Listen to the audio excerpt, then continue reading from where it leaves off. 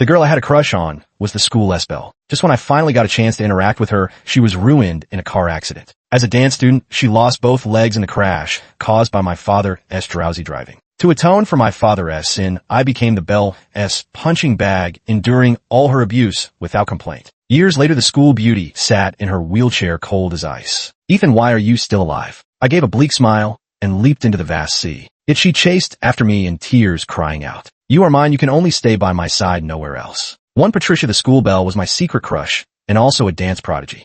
A principal dancer from a national ballet once wanted to take her as a disciple. Yet all of this came to an abrupt end when she was 17.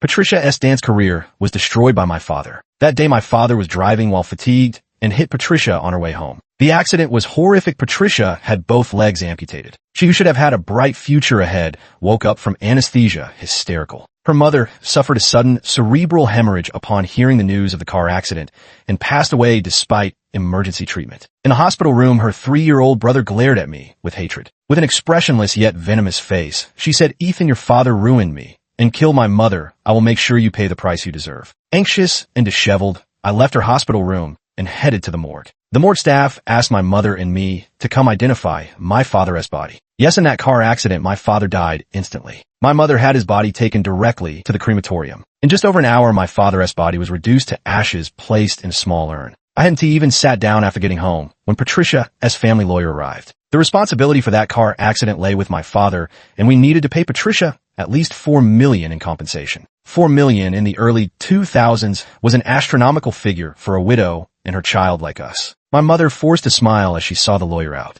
Then she sat in the living room all night. I stayed by her side, not daring to return to my room. The next day, as dawn barely broke, my mother finally moved. She went to the kitchen, as usual, and brought out breakfast 20 minutes later. I stared at her speechless. "Ethan, eat up, Mom's here with you."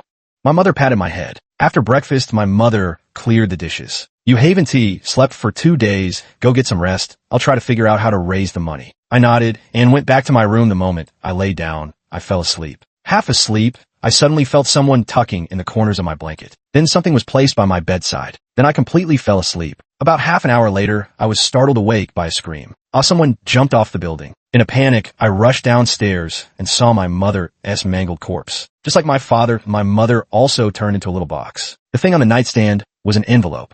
Inside were 20,000 yuan. This didn't make Patricia, filled with hatred, let me go. She placed a contract in front of me. "Ethan, don't think I'll let you off just because your parents are dead. Sign this agreement." It was a slavery contract signing. It meant the rest of my life would no longer belong to me. I skimmed through it casually, barely understanding, before putting my name down.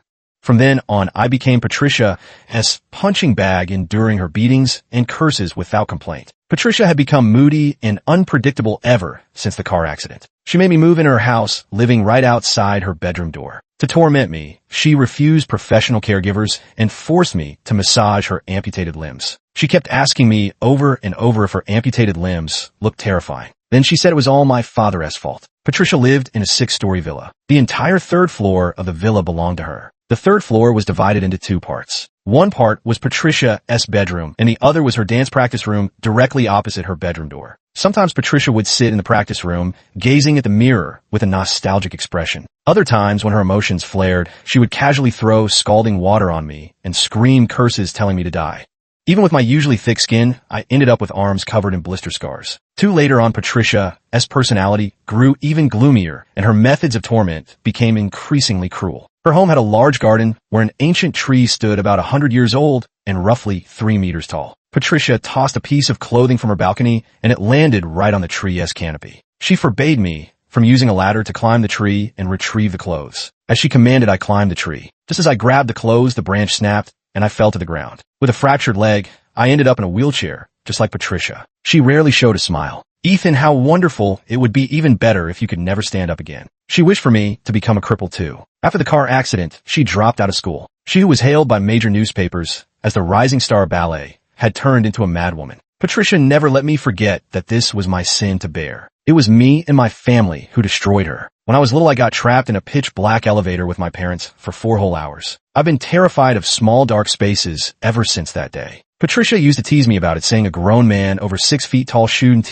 be scared of his own shadow. Later, she promised to be my light, swore I'd never be trapped in darkness like when I was a child. Now, whenever Patricia displeased, she locks me in that 2 square meter storage closet on the 3rd floor. While I was trembling, she smiled and said, "Ethan, because of you and your father, my life has not seen a single ray of light. You should taste this bitterness too." At first, I thought I could endure it. Patricia wouldn't let me die here after all.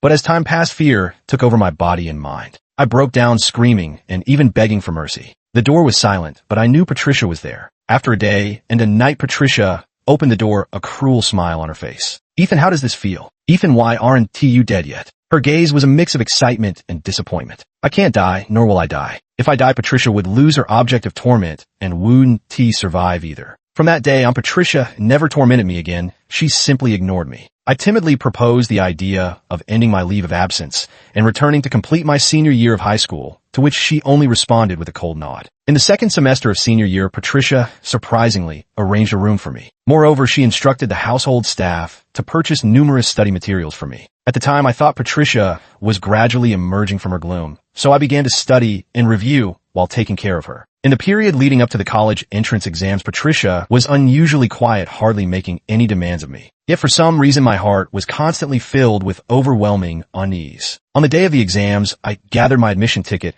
and stationery ready to leave. The door opened and Patricia sat in her wheelchair, smiling warmly at me. Standing beside me was the butler of the Patricia family, his eyes filled with sympathy. "Ethan, I want breakfast from Huiji. You're coming with me right now." My face instantly turned deathly pale. The exam location on my admission ticket was in Huangpu District, the Patricia residence was in Songjiang District, and Huiji was in Jing'an District. Patricia, can you wait until after my college entrance exams? If we go now, I won't make it in time," I pleaded. Patricia tilted her head to look at me, slowly revealing a charming smile. "I want to go eat right now." "Ethan, what can you do? This is what you owe me. You have to come with me." 3. I got into Patricia's car with a troubled mind. The entire way the driver followed Patricia South instructions to drive extremely slowly. Entering Huiji, Patricia gracefully ordered a table full of breakfast dishes. By the time she finished the last sticky rice ball, it was already 9:45. The college entrance exam had already been underway for 45 minutes. My trembling hand accidentally knocked over the porcelain bowl on the table, sending it crashing to the floor with a loud noise. People in the breakfast shop all turned to look. Back at Patricia's house, Patricia had someone hold me down as she took out my exam admission ticket, glanced at it, and tore it to pieces right in front of me. "Ethan, you didn't actually think I let you go, did you?" Patricia looked down at me, slumped on the floor with a cold laugh. "Want to go to college? Want to leave me? Dream on. Ethan, you'll be tied to me for life. You'll always be my dog." Then he scattered the torn pieces of his exam admission ticket in all directions. As the paper scraps fluttered through the air, I seemed to catch a fleeting glimpse of Patricia from the past. I first met Patricia during my 3rd year of junior high. As a student athlete, I was assigned by my school to train at a junior high with excellent sports facilities. On the first day of training camp, I passed by a dance studio and saw Patricia practicing basic ballet moves. The way she looked at me made me understand what love at first sight truly meant. After she gave me that gentle smile, my face turned red as a monkey's bottom, and I fled in embarrassment. From then on, every time I passed that studio during training, I would steal a glance inside. But whenever Patricia looked back at me, I would always hurry away. I thought that after the training camp ended, Patricia and I would have no further connection, and this unrequited love would be buried deep in my heart. Who would have thought that during the high school entrance exams, I performed beyond expectations and barely got accepted into a private high school thanks to my sports bonus points. Because my academic scores weren't high, and I was a tall, poor student with little sense, I was often subtly or openly excluded by my classmates. For example, on the first day of school, the homeroom teacher assigned seats according to student numbers. The school assigned student numbers based on academic performance. For instance, the student with the lowest score was assigned number 1, and I was that number 1. I casually chose a seat in the back row, and the desk next to me remained empty the whole time. I waited until the teacher called out the last student number. The classroom buzzed with noise as everyone discussed me in loud and hushed voices. My face gradually turned red, and a strong sense of inferiority welled up inside me. At that moment, a figure in a school uniform skirt stepped into the classroom. "Teacher, there's also me. My name is Patricia." Patricia took the seat next to me and smiled at me. My face stiffened involuntarily, and I was somewhat surprised that Patricia actually remembered me. Just as I was thinking how to respond to her, Patricia turned her head away. My spirits instantly deflated. My identities as both a sports scholarship student and a poverty-stricken student made me an outcast in this class. After all, everyone here was either academically outstanding, financially privileged, or blessed with both. That is why I never had any friends wherever I went. I was always alone. One day after training, I entered the classroom as usual. Just as I pushed open the door, a basin fell, dumping an entire load of flour all over me. I was stunned as the whole class burst into laughter. Patricia, who had also just finished training, walked into the classroom. She stared coldly at everyone until they fell silent. Only then did she begin to scold me. "You're in high school and still pulling pranks like this. Do you realize this counts as bullying? This is a serious matter. I'll be reporting it to Ms. Mary." Patricia handed me a pack of tissues and told me to go clean the flour off myself in the hallway restroom. For this incident brought the two of us together. We started getting to know each other. Our training schedules didn't overlap, so I would hand her a clean towel when she finished her practice. I also diligently took notes for her when she missed class. In return, she would explain problems to me and help me fill in knowledge gaps. Patricia was chauffeured to and from school, while I had to take a bus for over 20 stops and then walk 2 kilometers to get home. When she found out, she let me ride in her family S-car and drove me home. At first, she said it was on her way, but I later learned her home was in a completely different district. In our second year of high school, our school served as a national college entrance exam site. That day, we only had half a day of classes before being told to pack up and go home. Patricia let me get in her family S-car. Then the car stopped when it reached the bridge. Patricia asked me to get out of the car with her, and we walked all the way to the beach. She found a reef rock and sat down. "Ethan, you sit down too." The sea breeze gently blew as the sun slowly set. Blushing, I sat down. "Ethan, you're so silly." After sitting for a while, Patricia turned her head to look at me. "We'll be taking the college entrance exams in another year. When were you planning to tell me you like me?" First, I was surprised, then bashful. Patricia knew I liked her. My gaze was fixed and vacant until Patricia waved her hand in front of my eyes. A hint of jasmine fragrance drifted into my nose. "Ethan, are you an idiot?" A faint blush spread across her cheeks. "You can't expect the girl to confess first, can you?" That day, we promised to be together after the college entrance exams were over. But our budding love came to an abrupt end because of that car accident. That day, Patricia still had the driver drop me off at the gate of the neighborhood. She was about to leave, but got out of the car again to give me some notes. At that very moment, my father, who had just finished his taxi shift, crashed into Patricia while driving fatigued before anyone could react. The car crashed several meters before coming to a stop, and the wheels ran over Patricia's legs. At that time, Patricia had already gained some fame in the ballet world, even appearing in newspapers a few times, hailed by the media as a rising ballet star. But the horrific accident destroyed Patricia's future. Her legs were amputated due to the crash, and my father died on the spot. After my admission ticket was torn up, I lost the qualification to take that year's college entrance exam. But I didn't choose to repeat the year either. I started learning how to cook and even secretly sought out a psychologist. It took a long time afterward, but I finally convinced Patricia to agree to see a psychologist. After the consultation ended, the psychologist suggested that music therapy could be an option. It suddenly occurred to me that Patricia was also quite skilled at playing instruments like the piano. Through the butler of Patricia's family, I contacted her father and informed him of her condition. Patricia's father had a stern expression, but unexpectedly, he bore no hostility toward me. After hearing about Patricia's psychological state, he agreed to convert the dance practice room opposite her bedroom into a music room. A music room was remodeled under Patricia's gloomy gaze. Patricia didn't say anything, but she never allowed me to enter that room. From that day on, Patricia stayed inside day and night. The task of delivering meals fell to the servants, and I suddenly found myself with nothing to do. The villa began to echo with the prolonged sounds of piano and violin playing. Mixed in were the tones of other instruments as well. But sometimes that room would grow eerily quiet, and I couldn't help but worry about her. Patricia spent increasingly long hours in that music room, sometimes even driving out the servants who came to deliver her meals. When she refused to eat again, I unlocked the door with my key. "What are you doing here? Get out." I silently placed the tray on the low table beside her. "Eat something, you'll ruin your health if you don't." There was a long table in front of Patricia scattered with disorderly papers. The papers were covered in messy handwriting. "Get out, Ethan," I said. "Get out," she screamed hysterically. "My body is already ruined. It's all because of you. You destroyed me." Patricia grabbed whatever was in sight, hurling everything at me in a frenzy. I retreated in disgrace. That evening, Patricia gave me a cold glance after leaving the music room and went straight to her own room. After she fell asleep, I entered the music room to clean up the mess scattered across the floor. After disposing of the food scraps, I hesitated before picking up the paper strewn about. One of the papers had several lines of lyrics written on it, with musical notation beneath them. Though I knew nothing about music, I could still sense the pain hidden within those lyrics. Yet there was also a faint trace of hope mixed in. My hands trembled as I held the paper, suddenly remembering the dance studio where I first met Patricia. She smiled gently, like an angel descending to earth. If only, but there are no ifs. Patricia should have had a bright future ahead, loved by countless people. Yet she was destroyed in a car accident. I took this paper and went to see the psychiatrist. The psychologist, from what we can see now, music therapy is effective. The patient herself desires redemption. I tried my best to memorize the Dr. S words. Ethan, the lyrics written by Miss Patricia are quite good. Perhaps they could be submitted for publication if a production company takes interest and they get sung widely. It might help Miss Patricia. I froze for a moment, feeling a surge of joy welling up inside me. Perhaps Patricia could still become a songwriter. I gathered several lyrics and submitted them to several record companies. One company offered very favorable terms. With trepidation, I informed Patricia. She remained silent for a long time before finally nodding. A month later, the song was titled The Seabed, produced and performed by a certain diva. It played on every street and alley. Patricia's song became a hit. Major media outlets with their keen noses sensed that the creator of The Seabed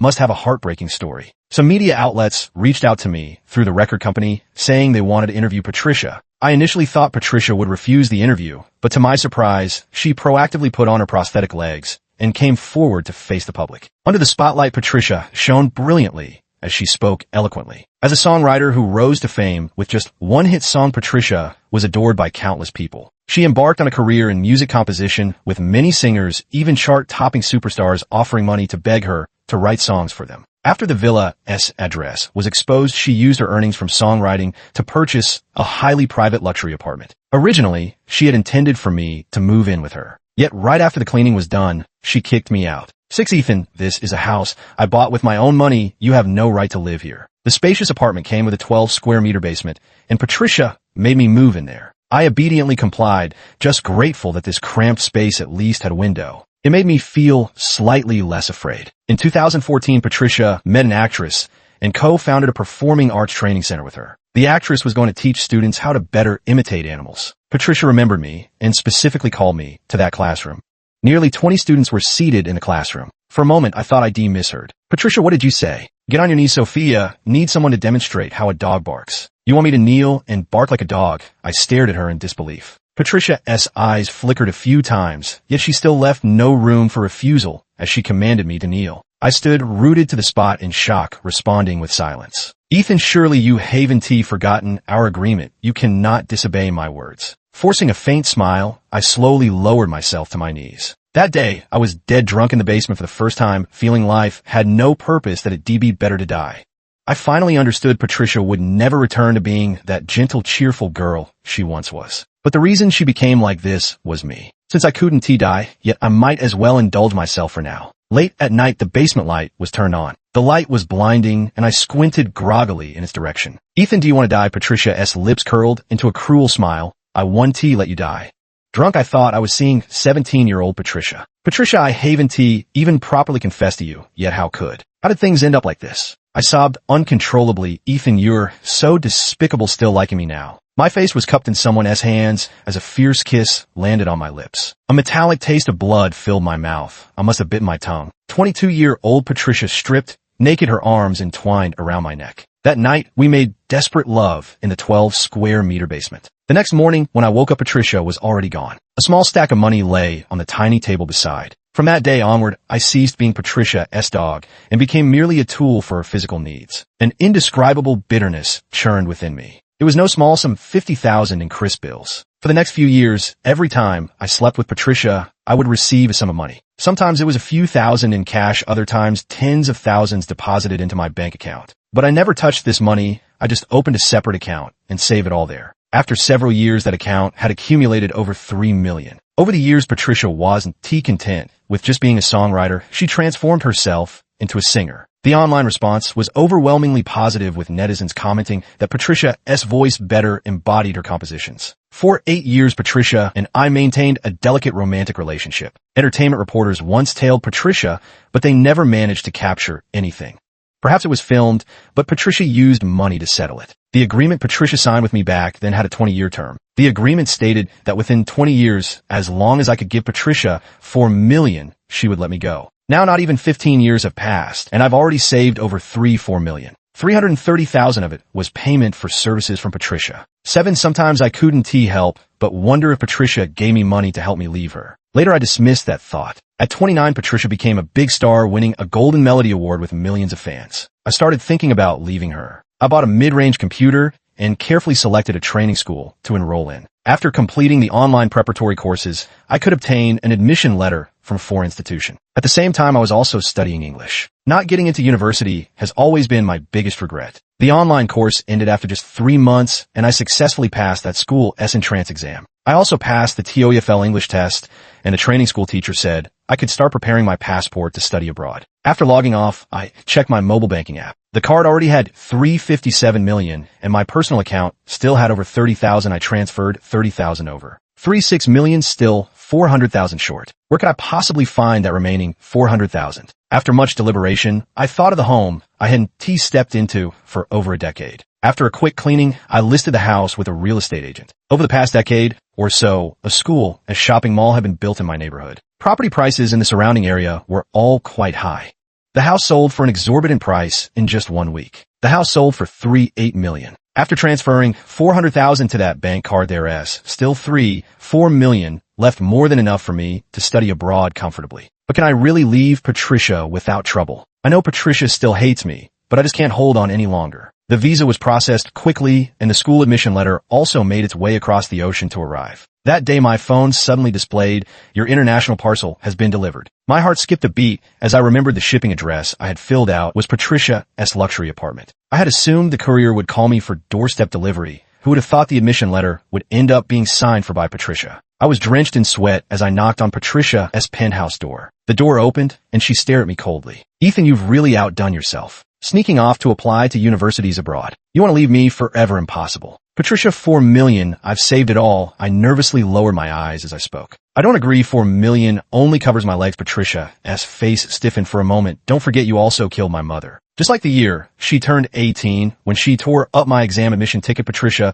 waved the acceptance letter in front of me before shredding it to pieces. My heart was filled with despair. I crouched down to pick up the pieces, wondering if I could put them back together. Against all hopes, the admission letter was torn to shreds. Yet I still kept gathering those fragments. "Ethan, you can't leave without my permission." With that, Patricia slammed the door and left. The penthouse door was deadbolt behind her. A male idol wanted Patricia to write songs for him, clinging to her side with syrupy persistence. Paparazzi caught them several times. Unlike before, this time Patricia allowed those videos and photos to be exposed. I clicked on a video that was just a few seconds long. Patricia and that male idol exchanged smiles. The male idol's gaze at her was full of adoration. "Patricia already has someone better by her side. I should be able to leave her soon." Patricia had me as her agent before she officially signed with the company. All her collaborations were negotiated by me over drinks. Her current agent is a woman who has always known about me and often invites me to join her at business dinners to secure deals for Patricia.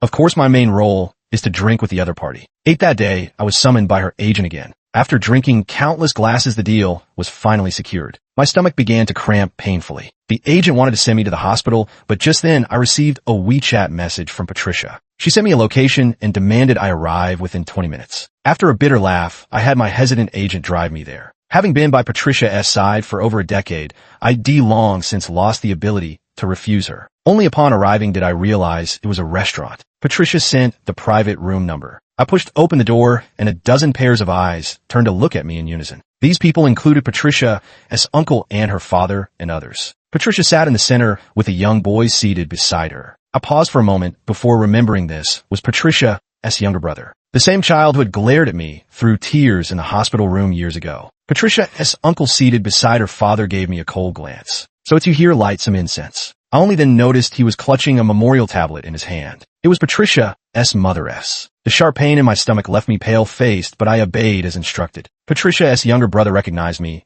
"I remember now. It was you. You ruined my sister. You killed my mother. You should kneel and kowed out to my mother." Patricia stared at me coldly. I shook my head in refusal. Patricia's younger brother suddenly stood up and hurled both used and unused utensils at me. "You killed my mom. How dare you refuse to kneel?" Patricia's father and uncle stopped Patricia's younger brother. Patricia's gaze was calm. "Ethan, shouldn't you kneel?" Dozens of pairs of eyes looked at me with curiosity, indifference, or hatred.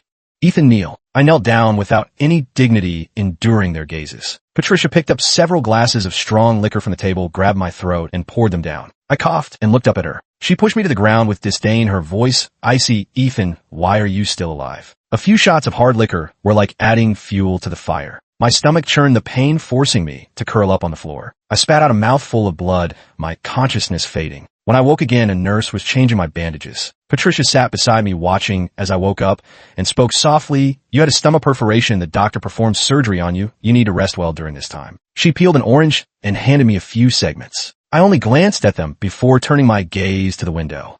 Outside, everything was blanketed in white. It was snowing. It just occurred to me that yesterday was New Year's Eve. New Year's Eve, a time for family reunions. That was the first time I cried in front of Patricia. Patricia stood there, bewildered, her lips trembling as she struggled to find words. On the day of discharge, while Patricia wasn't paying attention, I got into a taxi. Just as the taxi was about to cross the familiar bridge, I asked the driver to stop. This was the bridge where Patricia and I had gone down to the seaside when we were 17. After paying the fare, I walked alone onto the bridge and gazed at the boundless sea. My phone vibrated. It was Patricia calling. Ever since I got in the taxi, my phone had been ringing nonstop. This time I answered. Patricia, I'm leaving. Ethan, I told you can't leave your mind. You signed the servitude agreement. You have to stay by my side, nowhere else. Patricia, we both know that agreement holds no legal weight. You can't stop me. I gazed into the distance. The sea wasn't frozen. The waves still churned. A good place to go. Patricia must have heard the roaring waves, her voice turning icy as she said, "Ethan, stay where you are. I'm coming right now." Patricia, the words caught in my throat. I didn't know what to say. Should I mention how today lacks the sunset we had at 17, or that the 17-year-old versions of us no longer exist here? To this day, I still love Patricia, but staying by her side only reminds her of that car accident and her mother who passed away from the shock. Patricia, I hope that when I die, you can forget me, step out of the shadows, and find salvation. But just let us not meet again in the next life. I hung up the phone and leaped down. My body plunged into the sea, crashing heavily against the water. Suddenly, I remembered how my mother had tucked in my blanket before she jumped from the building. My eyelids grew heavy as I slowly sank into darkness. When I woke up again, I was lying in a ward at a small fishing village clinic. The middle-aged doctor making rounds said I had been found by a few young boys returning from fishing and brought to the clinic. When he learned I couldn't remember anything, Dr. Robert explained that my head must have hit a reef. I'd been covered in blood when brought in with internal bleeding in my skull, which likely caused the memory loss. With a gentle, reassuring smile, Dr. Robert comforted me. "Don't worry, you might remember everything when you least expect it." Dr. Robert was very kind. Knowing I had no money, he covered my medical expenses for me. More than a month later, I still couldn't remember anything. He completed my discharge procedures and took me to his home. Of course, I didn't just freeload. Through an introduction from Dr. Robert's wife, I found a job as a cashier at the village supermarket. Every month, I handed over my paycheck to Dr. Robert. After living a peaceful half year, just when I thought I might never remember who I was, I suddenly saw a news report on TV. The news reported that singer Patricia had released a new song, and in a rare move clapped back at her haters. Facing the interview camera, Patricia's gaze was icy. This song was written for my first love. I absolutely won't tolerate any negative comments about it. A long absent headache emerged. I grabbed Dr. Robert just as he was about to change the channel. "Dr. Robert, the first, remember now." "Ethan whom?" "My name is Ethan." Robert laughed and nodded at me. "Whom remember now?" I remembered everything. Everything about Patricia and me was dug up and posted online by the all-powerful netizens. 3 days later, I had Dr. Robert contact Patricia.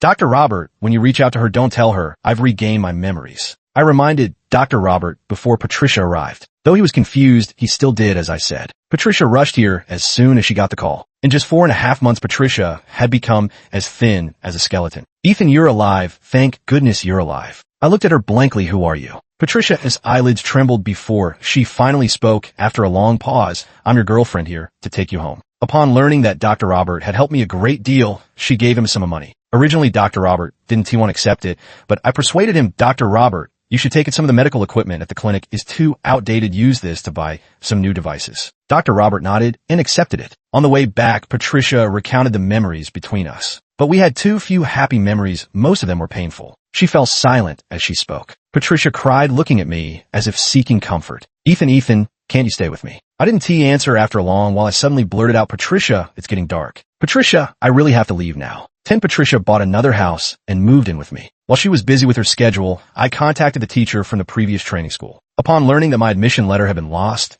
and I hadn't attended school, she offered to help contact foreign schools to reissue it for me. A few days later, the reissued admission letter arrived at Dr. Robert's house. Dr. Robert handed me the admission letter and the visa he had helped me obtain. Before leaving, he said, "Ethan, those months without memories, you were truly happy." I neither agreed nor disagreed. As the reporting date on the admission letter approached, I began preparing to leave. I recorded the fleeting moments of harmony I shared with Patricia. I hope Patricia can use these to ease her emotions after I'm gone.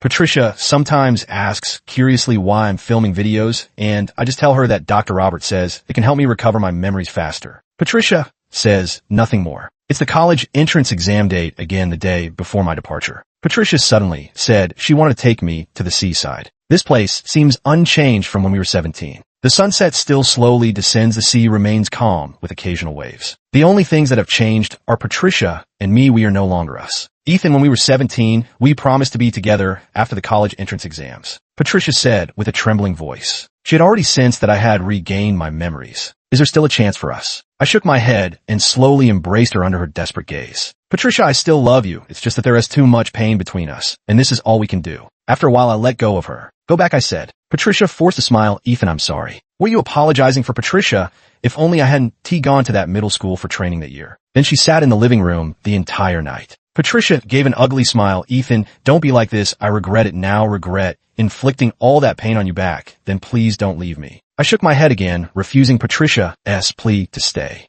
We returned to the house where we had lived for over 20 days. Patricia followed me every step of the way. At 4 a.m, under Patricia's heartbroken gaze, I left a bank card with $4 million in savings and headed to the airport with my suitcase. At 6:20 a.m, I boarded the plane to New York. For years later, I completed all my courses and obtained my diploma at a university abroad. After graduation, I was retained by the school as a Chinese language teacher. That year I got together with a female classmate who had been pursuing me. At the same time, the science fiction novel I had been working on for 2 years was published domestically. In an era dominated by e-books, my novel became a massive hit. A new director took a liking to my novel and purchased the domestic filming rights. Before the movie began production, the director invited me to return to the country to serve as the screenwriter, but I declined. Nearly another year passed, and the film shooting came to an end. The director called me for a chat, sighing as he mentioned that a singer-songwriter he once admired had left the industry. Otherwise, she could have been invited to compose the film's theme song. Is that so? What a shame.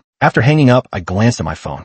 On Weibo, the trending headline was eye-catching. Has former diva Patricia really fallen so low? The accompanying photo showed Patricia with disheveled hair, her prosthetic leg crushed under someone else's foot. The sunlight was bright as the door swung open and Lucy, his beautiful and wealthy girlfriend, walked in. Ethan, you promised to go shopping with me today. I smiled and tapped her nose. All right, I'm going now. Ever since I left the country 4 years ago, Patricia's mental state hasn't been great, so naturally, she couldn't write good lyrics anymore. Unlike Patricia, coming abroad was like dispelling the gloom in my heart. I found true love. The days stretched long before us, and Patricia and I would never see each other again in this lifetime. The end.